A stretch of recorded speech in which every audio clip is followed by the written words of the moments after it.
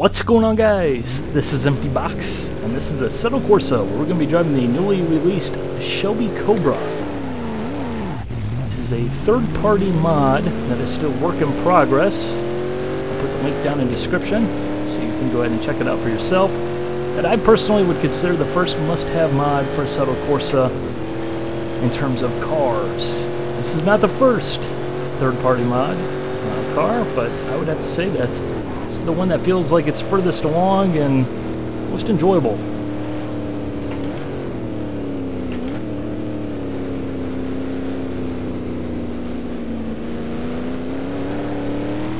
Through there without incident. It's fairly surprising. I'm going to be doing a 3-lap race here at the Nordschleife because a historic race car demands a historic racetrack. Well, can you name me one better? I don't think so. At least within Assetto Corsa's current available track selection.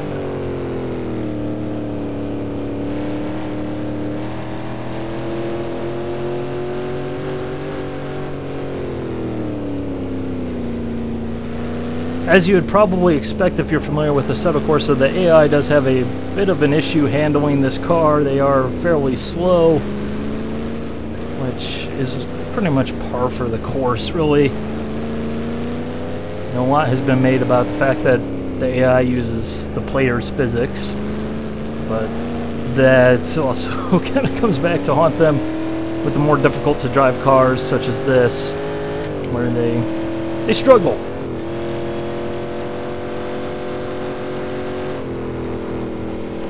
So they're slow and they're dangerous. It replicates a perfectly good online race. Pretty much.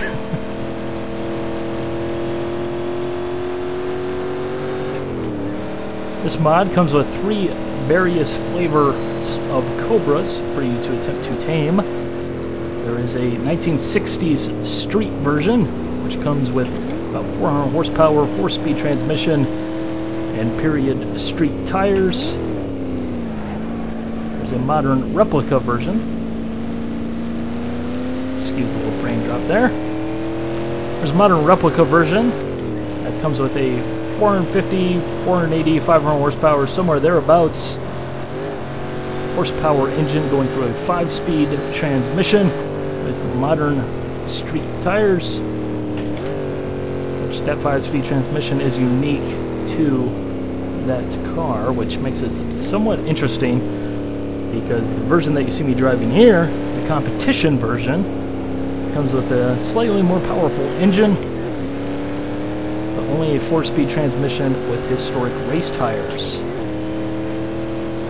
So you can have a little bit of a competition between the modern replica and the historic race car. You get away with it because that 4-speed versus 5-speed, obviously the 5-speed is superior, but not entirely inferior when you consider the fact that obviously as a Cobra it has enough power and torque to get out of the corner. You really don't need to keep throwing gears at it.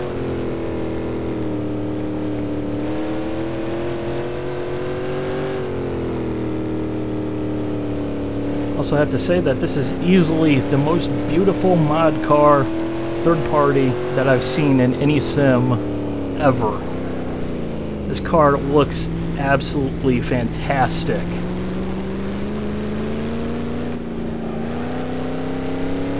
And it really is an impressive looking piece, that is for sure. So now we're through the AI. We can uncork the beast.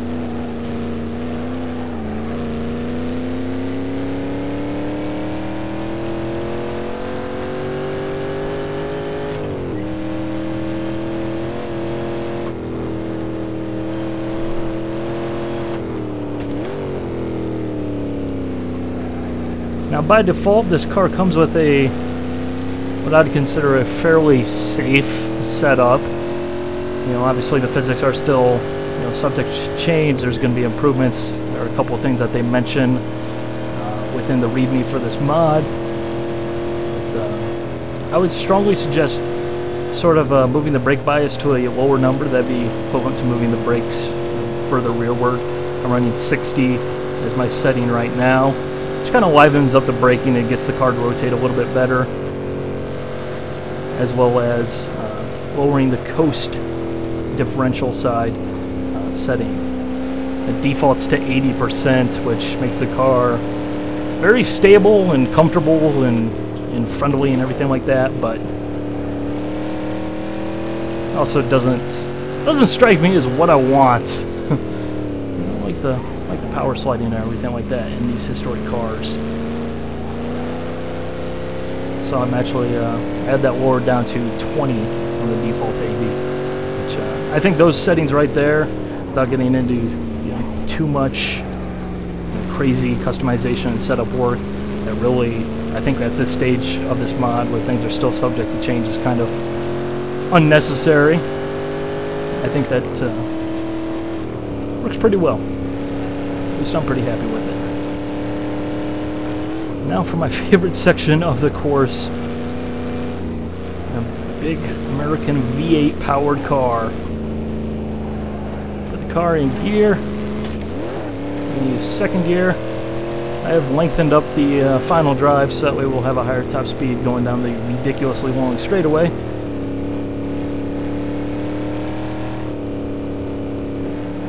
Just sort of let the car do the work, let the engine excel. Watch out for this corner, really deceptive. Absolutely hate this corner, as I always go off there.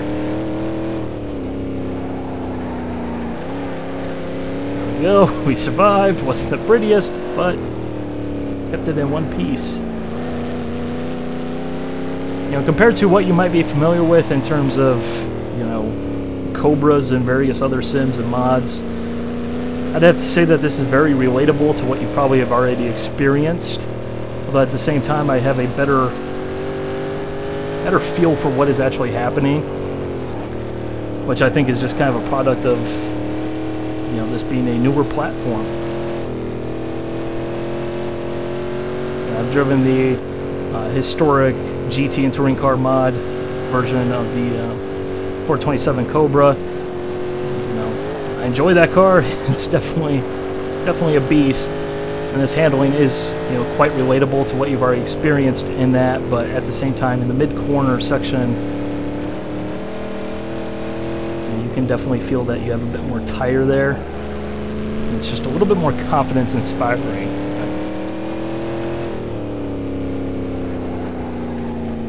Because I totally get that wrong.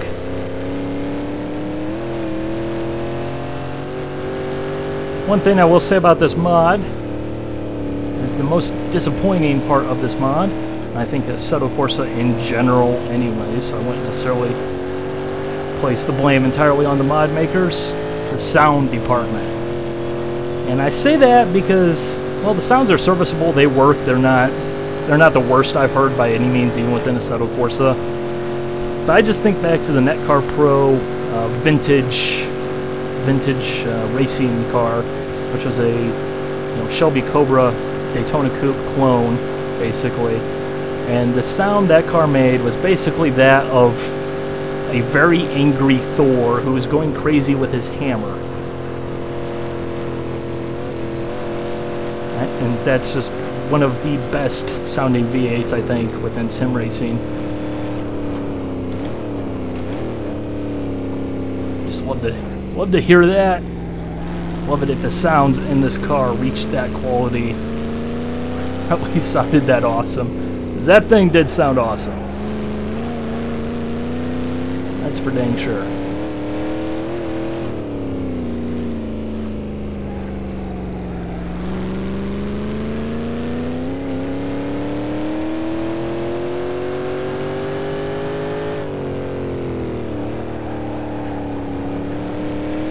A little bit of a slide there.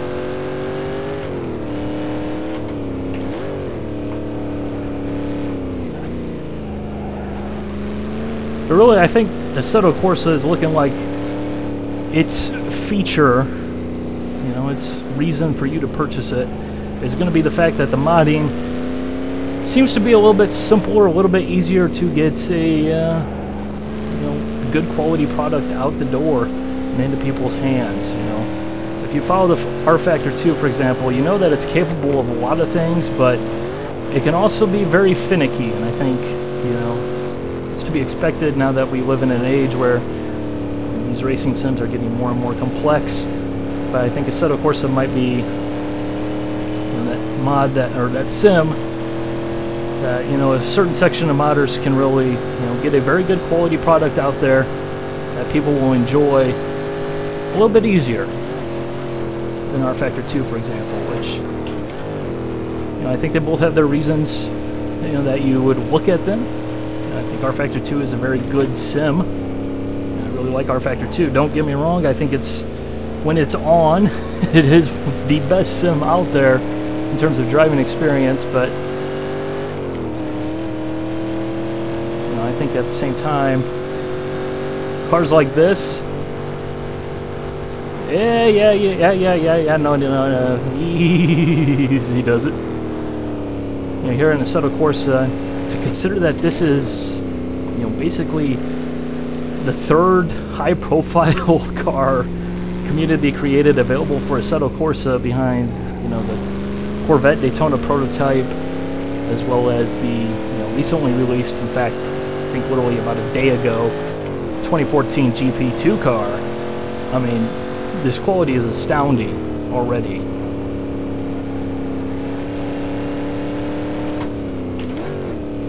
But, you know, I do think that rFactor 2 is more impressive when it is switched on. But it seems like to get it to that stage is a bit more of a finicky beast. Which isn't necessarily a bad thing. Isn't necessarily a good thing, though. But,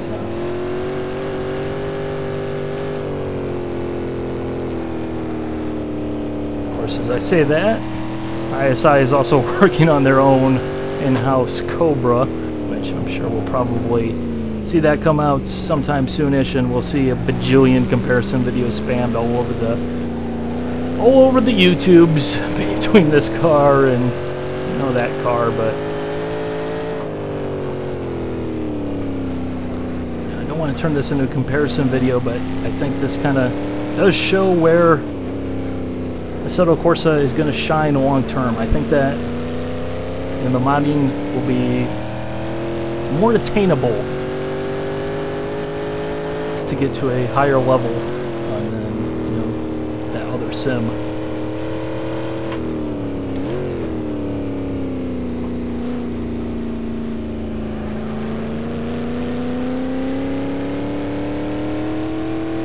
I have to say, I really like this car.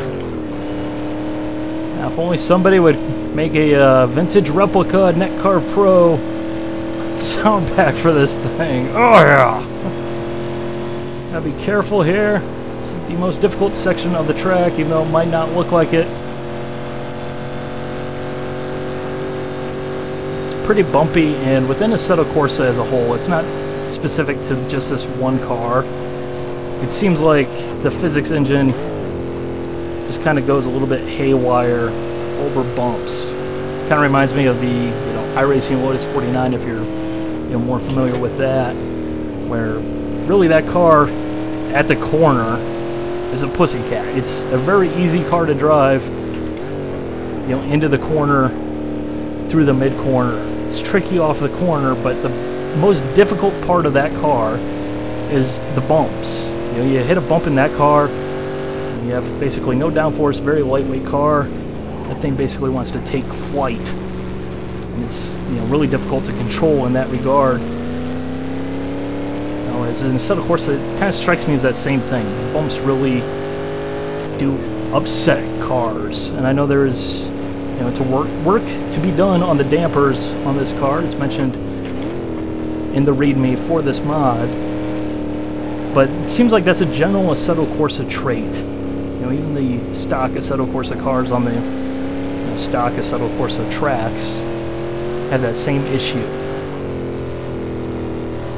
Like, you know, you can set up tune and tweak and everything like that to go ahead and minimize it a little bit, but Still feels like that's the one area that gets me. Be careful in here.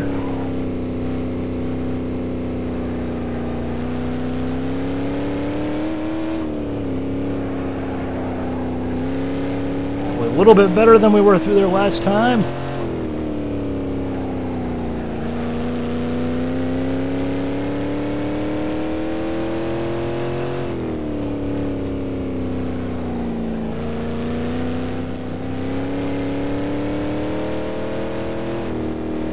Crest. It's gonna get light.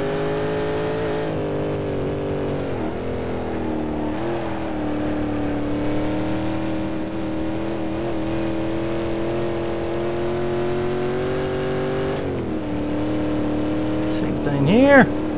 Nope. We're done.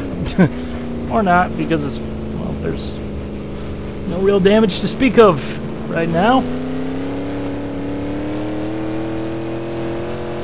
We're going to soldier on because, well, even though in the real world we would have just knocked $1 million off the value of this Cobra, we don't have that problem in the virtual world. So we'll go ahead and do one more lap after this.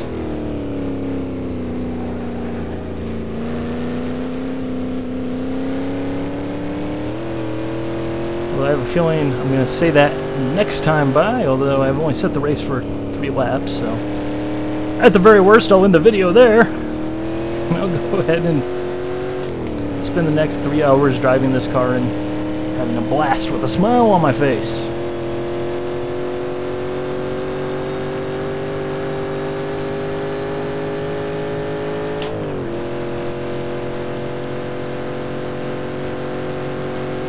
Yes. Should probably pay attention to the road.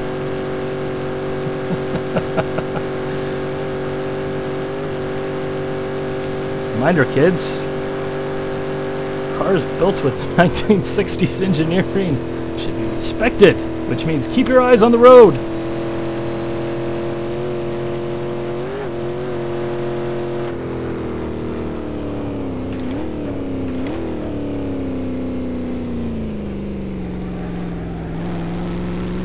Gotta say, I really like this car set up with the brake bias at that 60 setting. It does seem like you can work the pedal and sort of get the rear end to come around a little bit when you would like it to.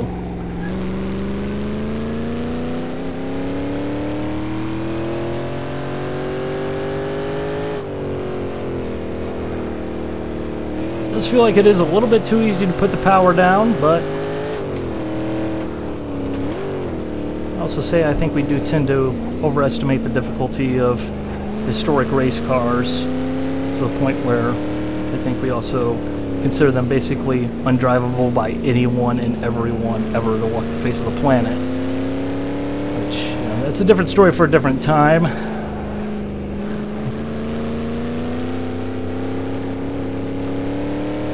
But, you know, I think it's just kind of natural that we always look at the guys in the past and, you know, put them on a pedestal as if, you know, they were gods amongst men, and that modern drivers out there today would be, you know, entirely incapable of, you know, driving those cars at the same speeds when, really, what's the difference between a modern Formula 1 driver and a historic Formula 1 driver? Just the car. Both of them are, you know, doing their thing.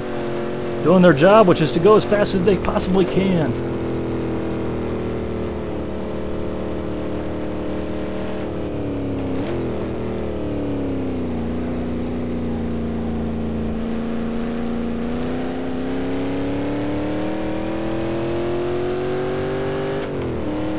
What is up with that random pirate flag there on the right?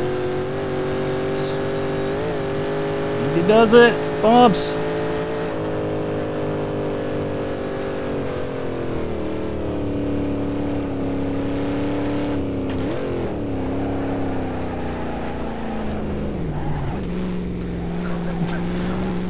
Was that a save or was that just luck right there? I think that's a little bit of both. Guess we kind of sort of technically kept it on the track.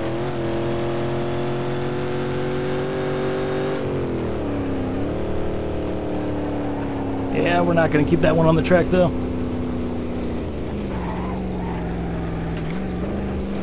Yep, we're still off the track. We're still off the track. We are still off the track.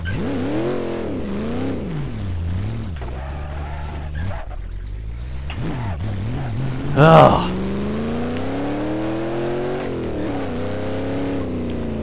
Like I said, maybe easier than some of the other versions of this car in other sims, but it's by no means easy.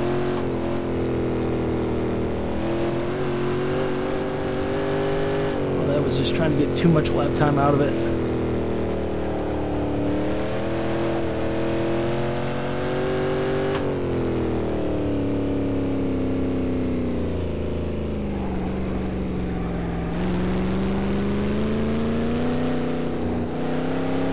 Car does feel like it has a lot of you know, mid-corner grip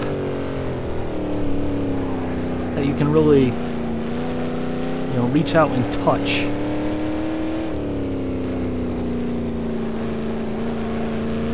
Feels a little bit easier to, you know, really know how much grip you have when you get in the mid-corner phase of the corner.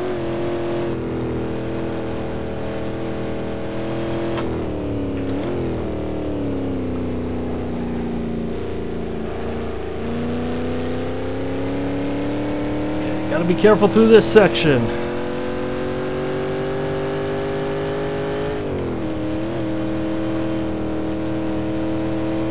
Gotta say, I cannot wait for Kunos to release their laser scanned Nürburgring.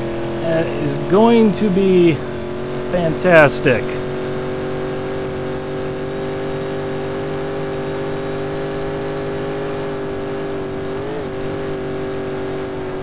No! Oh boy, this was going so well, and then really this last lap, it's going so wrong. So very, very wrong.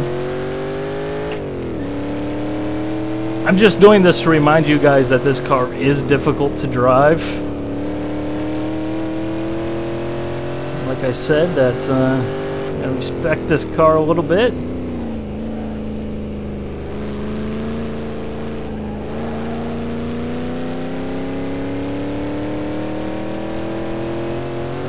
No more spins, no more crashes.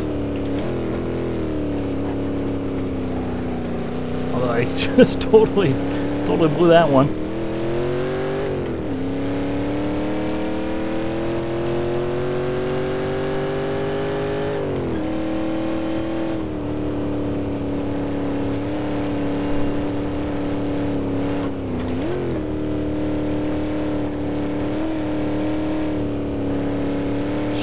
Second, let the engine do the work through here.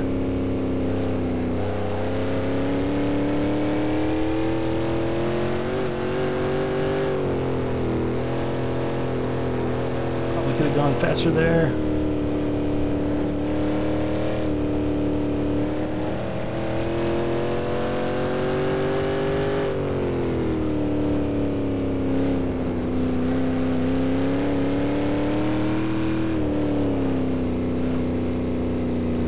Certainly could have gone faster there, but this corner sucks.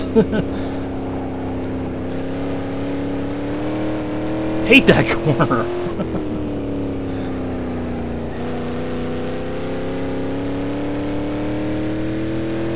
I really do. That corner is like the worst corner on the course by like 10 miles.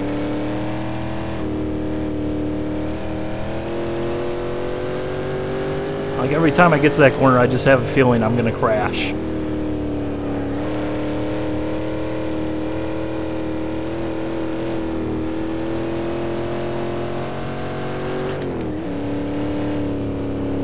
Fight temptation, don't fly.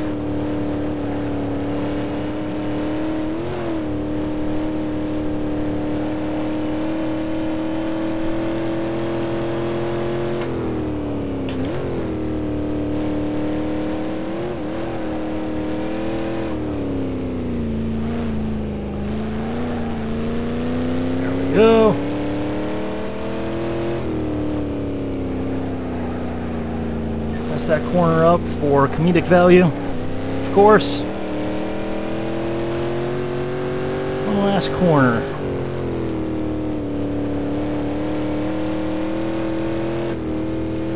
Over the crest. And the third. Power down. Watch out for the bumps that have a tendency to make the car go flying.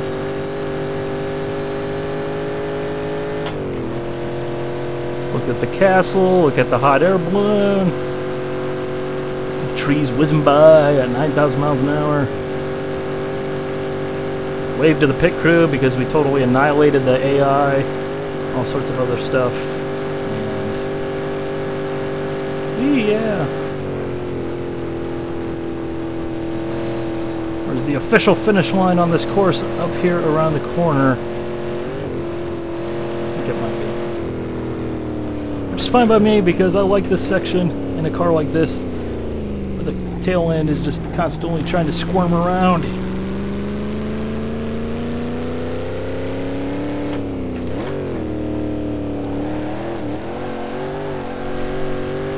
Yeah, there we go. Celebrate by... I was gonna wreck anyways. Oh boy. So yeah, that's the newly released Shelby Cobra mod. Still work in progress, but well worth checking out. That is for dang sure. Really think you guys are gonna like it. Again, unless you happen to be a Corvette or Ferrari fanboy and you're still angry about what happened 50 years ago. But all joking aside, you guys will definitely enjoy it, so check it out. So hope you guys enjoyed the video. Bye.